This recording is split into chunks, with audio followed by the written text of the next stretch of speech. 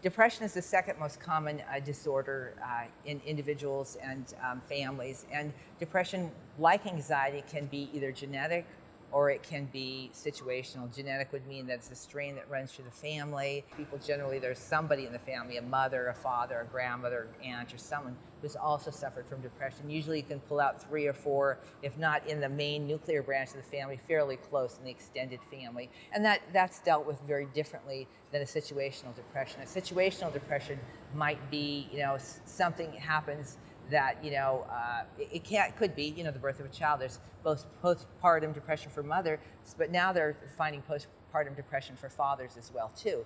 So adjusting to, for a man, the stressors of a child, the feeling that I need to be the breadwinner, that I need to make sure this family's taken care of, that I have maybe more than one person dependent on me for a certain length of time. So that can cause some problems with males as well. So that situational could be, once again, any type of trauma, any kind of a sickness, illness, death. Could be loss of a job.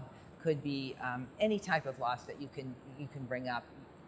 Does have the propensity for some people to create depression. So males and females, depression is usually quite a bit different. Females are usually able to say, I'm sad, I cry all the time, I'm having a hard time focusing.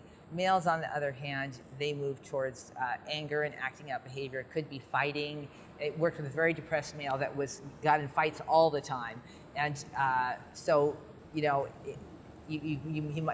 male might act out in that way. A male might turn to alcohol. He could turn to drugs. He could turn to another body as a way to just try to fill that void, which of course doesn't work. And eventually you end up, coming back to yourself and realizing that darkness or that void in you has to be filled. There's 3 levels of clinical depression, which is very different than a blue day, because if people are depressed, people tell them, well, just get up and get going. I exercise, I feel better. Well, that's all well and good if you're having just a little down day, but if you're having a clinical depression, it's a completely different situation. That doesn't mean good nutrition, exercise, all of that won't help, but it's not going to be the cure-all. So in clinical depression, there's a mild, moderate, and severe. If you had a moderate depression, you're still functioning. Maybe you don't care so much about things you used to like to do. Maybe you don't do your hobbies, but you get up, you shower, you go to work, you function fairly well. Moderate might be you're starting to have trouble in that direction. Maybe you're working, but you're not interacting with your family. You're coming home, you're drinking, then you're going to bed. And the severe people, sometimes they are having a hard time eating.